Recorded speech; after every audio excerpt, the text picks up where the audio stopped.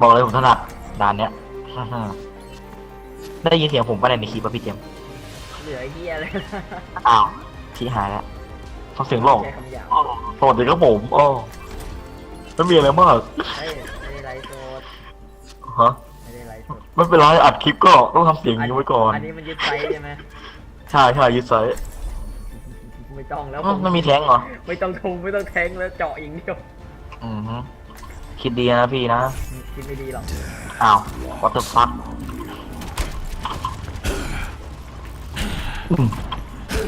โนแทง no แท้งซัพพอร์ตก็ว่ามี Quit screwing around and get ready to move.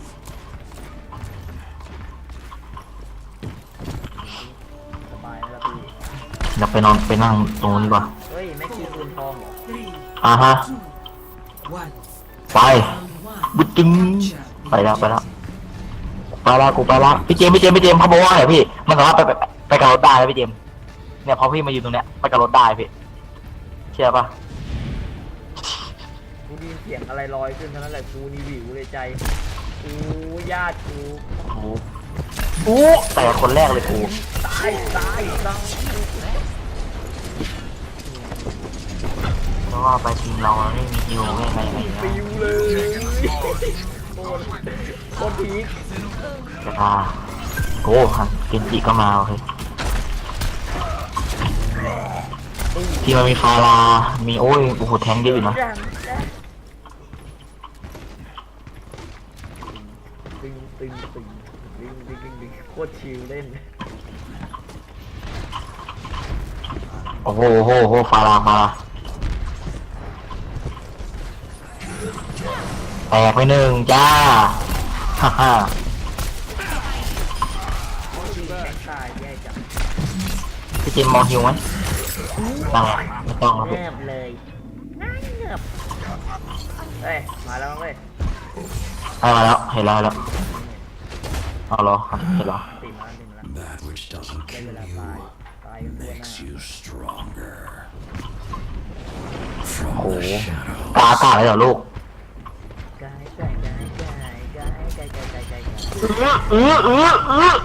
ฟาราใจเย็นโอ้โหฟาราได้คิวผมพี่เจม อุ้ยเจ็บ ตัวทับพี่เจมดีกว่าพี่เจมมาของซับเนี่ยเปลี่ยนไปเรื่อยๆครับเปลี่ยนไปเรื่อยๆ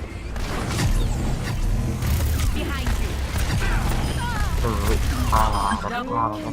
ไปไกลเลยใครดึง ต้องการฮิวไหมเจม ไม่ละพอ เฮ้ยเดี๋ยวนะมีดึงด้วยเหรอเฮ้ยอยากเล่นน่ะไหนอะเล่นด้วยไหนอยากเล่นไหนอะ นั่นแหละ อ้ายเจอแล้วเอาไปเลยพี่เจม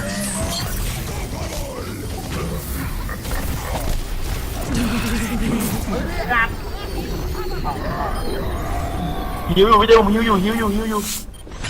พี่เจมเป็นอะไรเนี่ยอะไรเนี่ย เอาข้างในโอ้ล้วนอัดมุมเลย ชนะเวอร์คือเฮ้ยเบิ่งมาดิปา จอมืดจอพี่มืด เป็นบั๊กก็ได้ This is yours. ลิปเปอร์กูบ่นอะไรวะเมื่อกี้ Easy.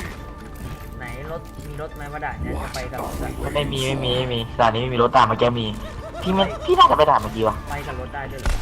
ได้ไปได้กับรถ รถมันจะ ปั ไป ด ส่งอีกช่องหนึ่งเหรอ ใช่ It's Wow. some ใช่เอามาแล้วแหละต้องลองพี่แต่ว่าไม่ทันแล้วแหละคนละด่านละมันเปลี่ยนด่าน เป็น ละ ไปได้เนอะไม่มีแท้งก็เล่นกันได้ดีว่ะ ก็สายโหดไงกระโดดจุดเคขนาดไปเล่นแต่ก็กดไลค์ ทุกวัน จ้า กรุณาเรามาคำพูดด้วยอย่ามองกูลงเดี๋ยวช่องกูบินอย่าไปลงมาในยูทูบจ้า ไม่นะครับห้องละ18 บวกพี่เจผมยิวอยู่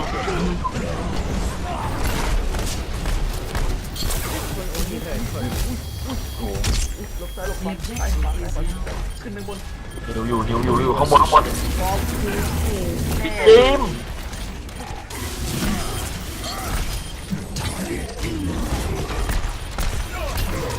มึงจะ รอยแป๊บ ไม่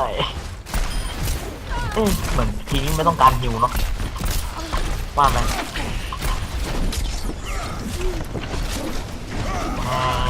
จะหาตัวมัน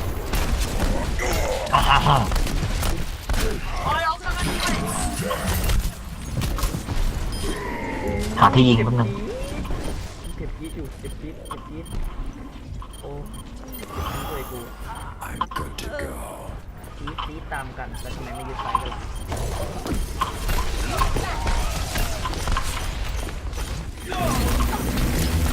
เฮ้ยฟารามาอยู่นี่ชัดเจนเลยพี่เจมหลังเราไม่ฟารา ลาไว้ก่อนได้แม่ขอคุยกับอะไรนะได้รู้เรื่องก่อนได้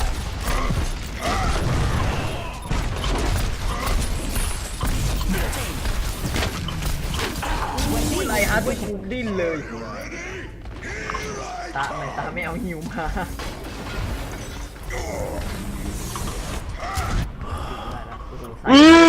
กูหนีอีกเดียวกูสนใจแล้วอุ้ยหลวงพ่อกูไปแล้วจ้ากูไปแล้ว ตานี้กูว่าเละแน่เลยทีม หลวงพ่อจะกล้าหนูอุ้ยหลวงพ่อไม่ฆ่าคนไง พระอะไรฆ่าเป็นได้ มันบาปแล้วหลวงพ่อมันบาปแล้วหลวงพ่อ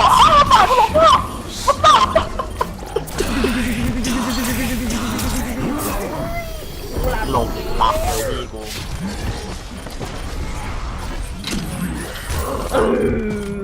พี่กูรู้ทอก Taking the point. Who's with มาพี่เจมไหมเกิดยังเนี่ย เกิดอะไรแล้วเพิ่งตายสดๆร้อนๆเลยเอาเฮ้ยไม่ได้ point is mine? มาทางนี้ครับ ไป ล่วงตายไหมเนี่ยไม่ล่วงนะแต่ไม่ ไม่รู้ทำไมอ่ะ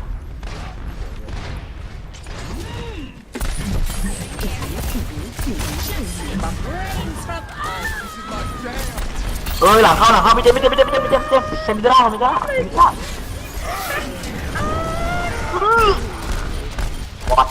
what the hell help me please hello it's me what do you mean เดี๋ยว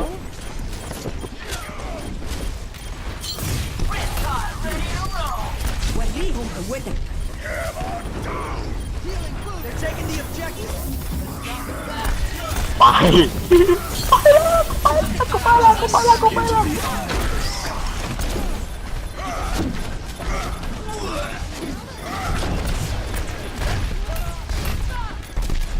พี่ตีเ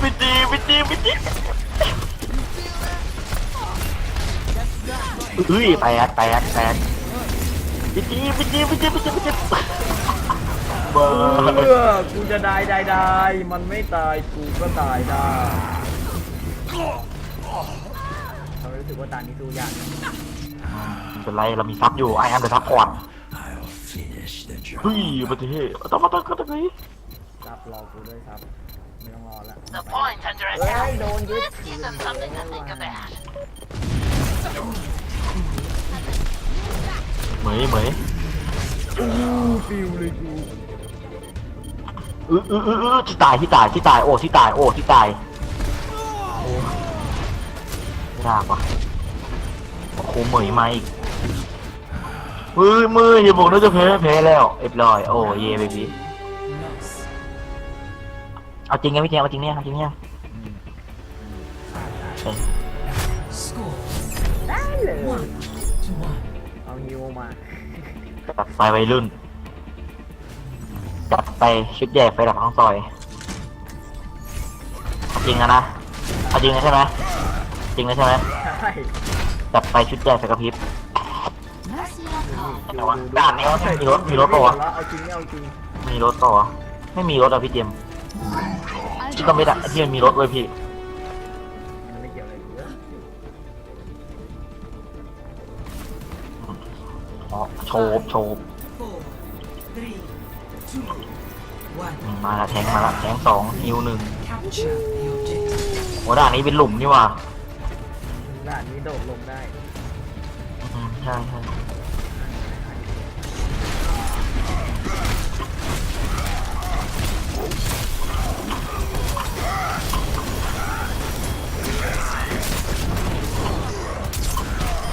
พี่เจมส์หลัง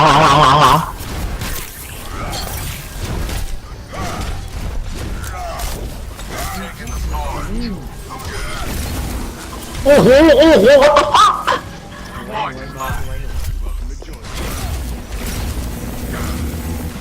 เขียวมันพี่เจ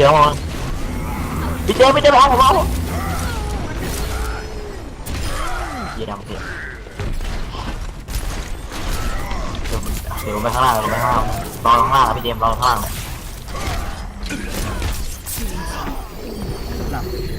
มันยึดแล้วอย่ามันยึดมา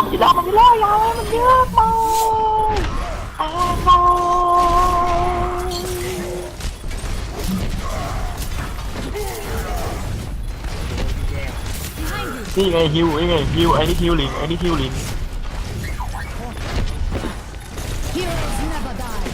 นี่ฮีโร่เนี่ยว่าได้มาแต่ไกล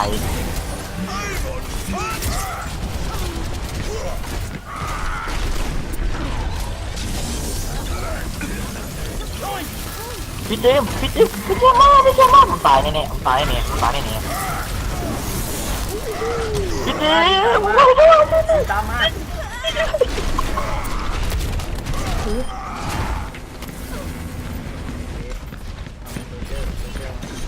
ไปโอ้ยดูจิ้ว พี่เจมส์เบื่อจนได้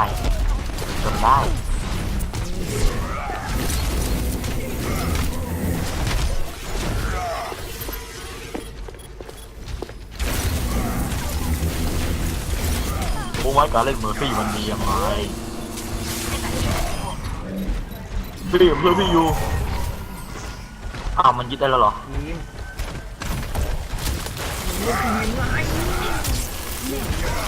หลับพี่เจผมหลับโอ้ตายเลยกูทีมลูก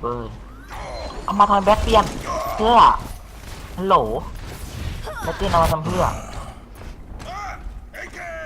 อยากรู้ว่าแบทเตียนเอามาเพื่อJustice reigns from above.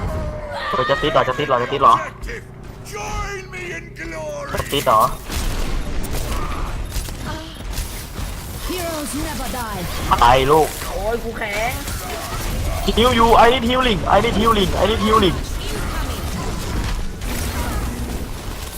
พี่เจมหลังเมย์หลังผมฮิวอยู่พี่ผมกำลังฮิวผมไม่ฮิวแล้วผมตายหาแล้ว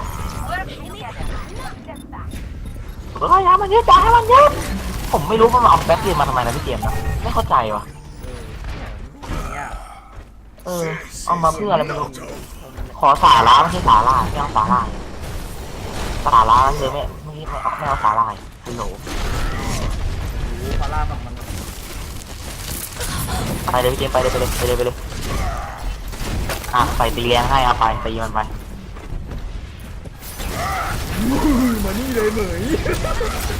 พี่เจมมันสับปักมันเอาซับคุณไม่เห็นกันเลยใช่ไหมฮัลโหลทำไมฟาราเล่นอย่างนี้วะไม่เข้าใจเลย ฟาร่าฝั่งมันจะชนะเพราะผมไปก่อนหน้าพี่นะพี่บรรจุยังครับแค่บรรจุ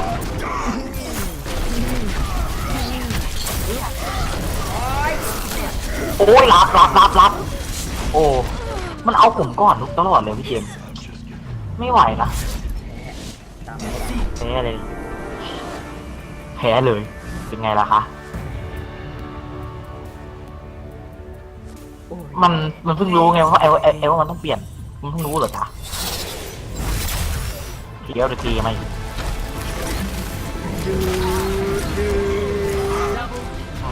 ช็อตนี้ไม่ต่างรู้แบทเตียนเอามาทำพื้นรวบเลยโอ้ ว้ากูได้วะไม่น่าเชื่อ โหลดไป